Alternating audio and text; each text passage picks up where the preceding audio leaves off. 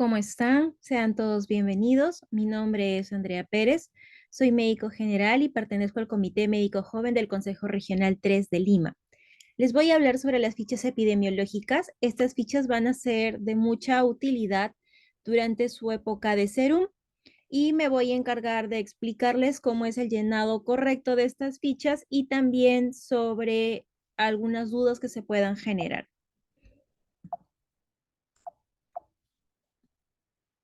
Bien, en esta parte vamos a hablar todo lo que son las fichas relacionadas a las enfermedades inmunoprevenibles. Vamos a empezar con la ficha de PFA, que es la ficha de parálisis flácida aguda.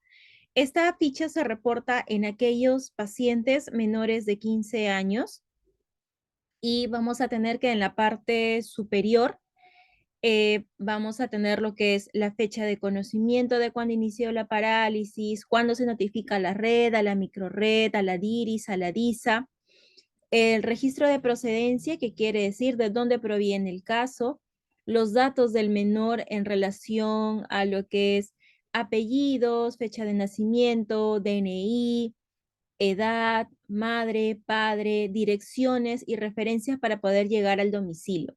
¿Por qué es importante esta información? Porque de aquí vamos a poder hacer la investigación del caso de manera epidemiológica. Bien, ¿cómo es que nos hemos hecho conocedores del caso? ¿Cómo es que cómo nos ha enterado? El primer notificante en este caso es si es que, por ejemplo, a su centro de salud, a su puesto de salud, llega el caso por primera vez. Cuadro clínico, la fecha de inicio de síntomas y cuáles son los síntomas generales. Recordemos que la parálisis flácida aguda se presenta como una enfermedad que bien puede ser gripal o gastrointestinal. Entonces podemos ver aquí que tenemos fiebre, tos, estreñimientos, vómitos, diarrea y otros síntomas generales como malestar general, cefalea, y una pequeña descripción de lo que es el sensorio, la marcha, si hay parálisis, a qué nivel, en dónde.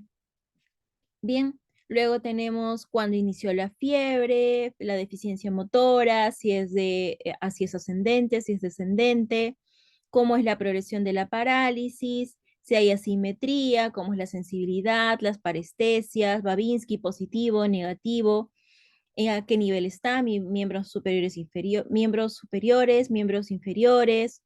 Bien. Y luego tenemos pues el examen físico, quien lo realiza, en este caso va el nombre del profesional médico, y cuáles son los diagnósticos iniciales o cuáles son las sospechas. Bien, en este caso solamente se va a repletar si es que el paciente es hospitalizado o este caso llegó directamente a un hospital. Lo más importante en este tipo de PFA es los antecedentes vacunales. Bien, usualmente es la vacuna antipolio, cuando la recibió, cuántas dosis recibió y cuándo fue la última dosis. Si fue en campaña, si fue porque le correspondía por tarjeta de vacunación. El laboratorio, si es que se obtiene la muestra y se envía al INS, que es el Instituto Nacional de Salud. Usualmente esto debe ser llenado por el hospital porque recordemos que todo caso sospechoso de PFA debe ser derivado a un centro de mayor complejidad, en este caso hospitales. Bien, cadena de transmisión, esto de aquí se va a llenar con los datos de los contactos más cercanos del menor que está con la parálisis. Bien, las acciones de control, si es que se presenta o se confirma el cuadro de parálisis, se va a hacer lo que se llama bloqueo. Bien, y el BAI, que es la búsqueda activa institucional, que se va a realizar una vez que tengamos el caso confirmado de parálisis flácida aguda. Bien, sarampión y rubiola, básicamente va a aplicar también a menores ya trabajadores que hayan tenido casos de sarampión y rubiola. Igual, primero lo importante, llenar la fecha y llenar de dónde está saliendo el caso, los datos del paciente. Por favor, tomen muy en cuenta que los datos del paciente son sumamente importantes. Nombre, edad, apellidos, dirección, DNI, porque si no, no se puede ubicar al paciente. Esto tiene que ser con letra legible. Regálense 5 minutos para escribir correctamente, que la A sea una A y no parezca una O. Entonces, así evitamos muchos errores, ya que cuando esta información llega a la oficina de epidemiología de la DIRIS o DIRESA, y tenemos que hacer la búsqueda del caso para poder reportarlo a quien corresponda o poder hacer el seguimiento, no se puede porque el celular le faltan números, porque el DNI en la ficha dice Pablito, pero cuando uno busca el DNI dice Pedrito, porque la dirección está mal escrita, porque la manzana no existe, el lote no existe, la calle no existe. Entonces, por favor, queridos colegas, tengamos muy en cuenta eso, letra legible para todas las fichas que vayan a llenar y todas las que yo les voy a explicar, letra legible. Bien, en este caso vamos a hablar del cuadro clínico, cuando inició la fiebre, si fue fiebre cuantificada, qué quiere decir, si se tomó o no se tomó la temperatura, ha habido erupciones y el estado general que se califica del 1 al 3, siendo el 1 bueno y el 3 malo. Bien, de ahí los demás síntomas, tos, artralgias, coriza, rinorrea, conjuntivitis, las manchas de Koplik, adenopatías, bien sean cervicales o retroauriculares. Bien, y en este campo en blanco, donde hice describir la erupción, tenemos que indicar dónde estamos encontrando las erupciones y la cantidad de erupciones que estamos encontrando. Bien, si han habido complicaciones con el caso, sufre de otitis, ha tenido convulsiones, neumonía, trombocitopenia. Bueno, esos ya son casos que se pueden llenar en los hospitales porque esta información no la podemos obtener de nuestro centro de salud. Bien, en esta parte igual, usualmente en los centros de salud, en los 1-2 o 1-3, tenemos un responsable de epidemiología. Bien, este se debe encargar de llenar esta parte de acá, ¿sí? Lo que es con fecha, día y mes, y cómo hemos ido avanzando con la progresión de los casos. Acá tenemos unos dibujitos en donde se va colocando la progresión de las erupciones, palmas, plantas, cuellos, eh, todo lo que pueda ser referido al exantema. Laboratorios, si es que se ha tomado muestra, nuevamente antecedentes vacunales y antecedentes epidemiológicos en lo que refiere a la captación del caso, si es contacto de otro caso ya conocido, si es un contacto con una gestante que está en el primer trimestre de gestación. Bien, de ahí el lugar probable de infección. Recordemos que tenemos hasta 30 días antes del inicio de la erupción, hasta un mes antes hay que tomar en cuenta. No ni 7, no 15. Bien, la clasificación final es hasta 4 semanas después de reconocido el caso. Hay que hacer la investigación. Esta información nos va a brindar el hospital en donde se haya atendido el menor y o el adulto que haya sido con caso sospechoso. La investigación epidemiológica, recordemos, el BAI y el BAC son muy importantes porque son búsquedas que tenemos que se realiza de manera constante. El personal de enfermería está muy relacionado con esto porque ellos tienen que hacer un reporte de manera constante a la DIRIS o a la DIRESA para que estos podamos saber cómo vamos con nuestros bloqueos vacunales. La difteria, bien, nuevamente, como en las otras dos fichas anteriores, datos de importancia, signos y síntomas, cuando empezaron los síntomas, cuando empezó la fiebre, los síntomas que ha podido presentar, la evolución del caso, consumió o no consumió antibióticos, si los consumió, cuál fue, si se ha hospitalizado, no se ha hospitalizado. Nuevamente hay información que solamente la vamos a obtener de los hospitales.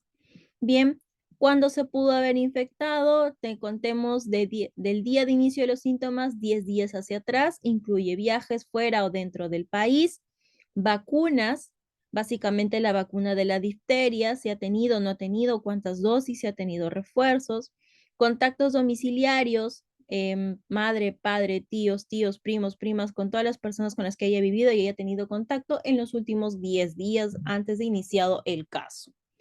Bien, Y por favor, su firma, su sello.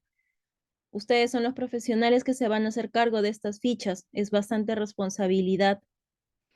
La varicela, en este caso solamente se reporta los casos de varicela complicados.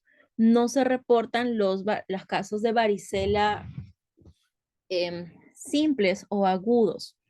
Bien, nuevamente, información básica, datos del paciente, contacto, teléfono, DNI, el establecimiento, cómo es que hemos captado el caso, el paciente llegó a mi consultorio, fue a través de la búsqueda activa, institucional o comunitaria, dónde se pudo haber contagiado. Recordemos que la varicela usualmente se presenta en menores de edad, pero también se puede presentar en adultos, ¿sí? El cuadro clínico, cuándo inició la fiebre, cuántos días ha durado, si ha sido cuantificada la temperatura, cuánto de temperatura, algunas complicaciones que se pueden dar a causa de la varicela. Bien, las comorbilidades, a lo mejor es una persona diabética, un abuelito que estuvo en contacto con el nieto que le dio varicela y me lo contagió, y es un abuelito asmático, un abuelito obeso, inmunosuprimido, entre las personas que padecen cáncer o enfermedades metabólicas, entiéndase, dislipidemias, diabetes o enfermedades endocrinológicas. Bien, apoyo al diagnóstico, esto lo va a repletar el laboratorio una vez con la obtención de las muestras.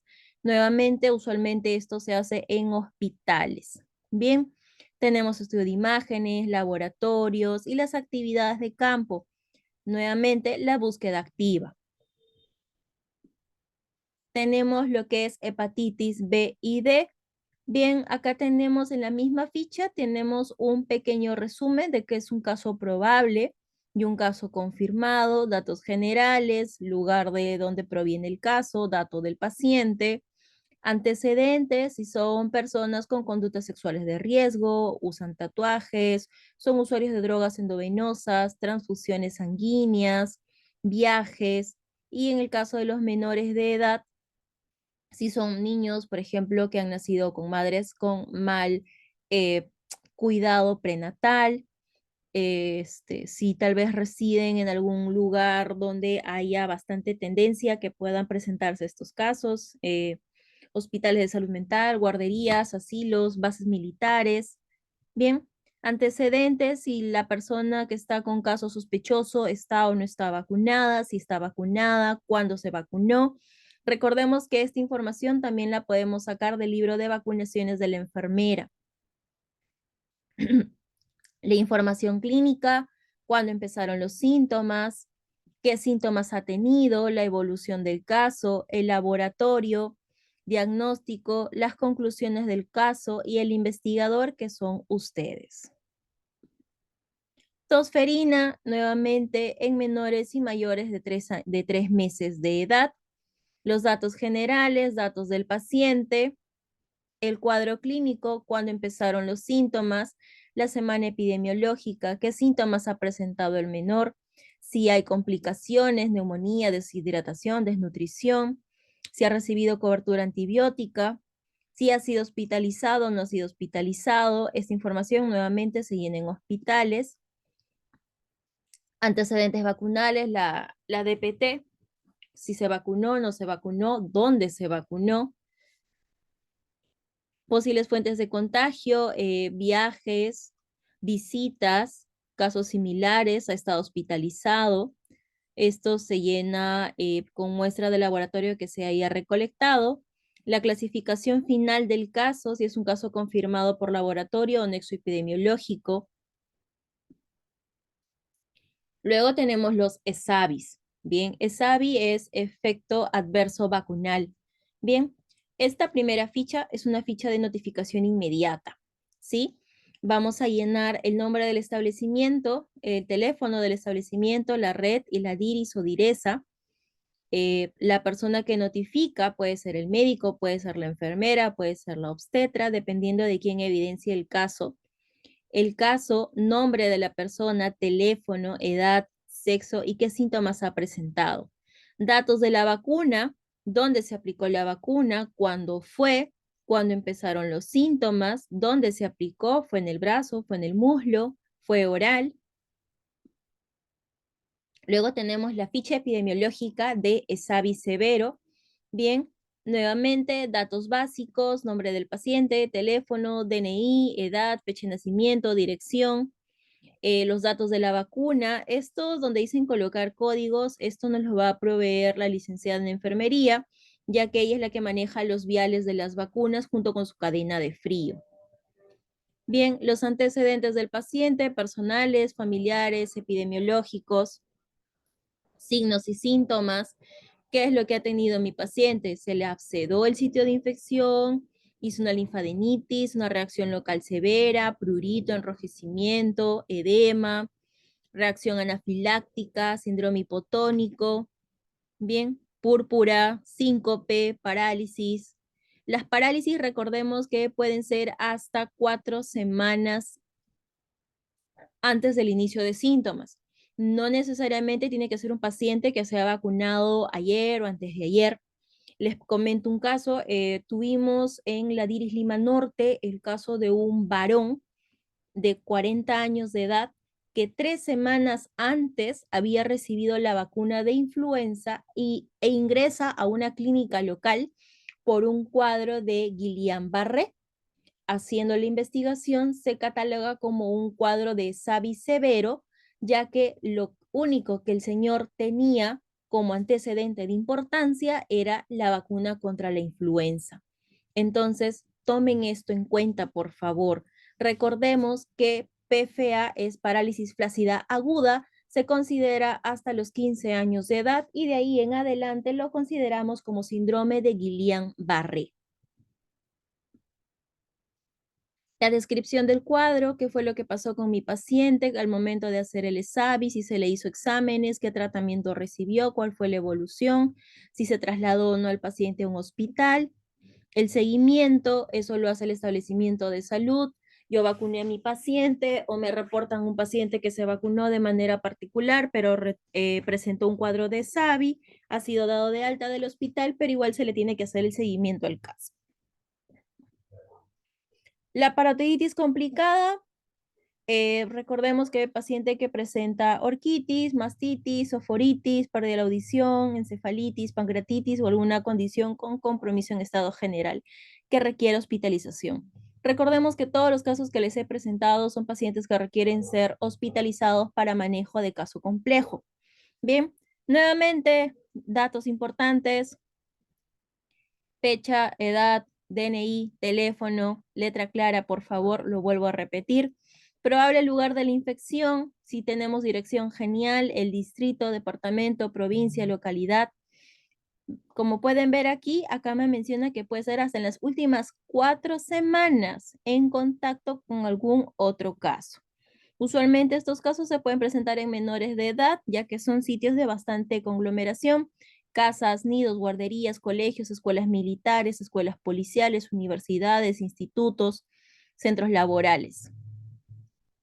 El cuadro clínico, cuando inició los síntomas, cuando inició la parotiditis, cuántos días le ha durado, si fue derecho, si fue izquierdo, si ha habido inflamación, la condición del paciente, si es que ha sido hospitalizado o no ha sido hospitalizado, antecedentes vacunales nuevamente, el SPR, sarampión, papera, rubiola, cuántas dosis, cuándo fue la última dosis. Bien, listo colegas, hasta acá llega lo que es la presentación del caso de las fichas epidemiológicas sobre las enfermedades inmunoprevenibles.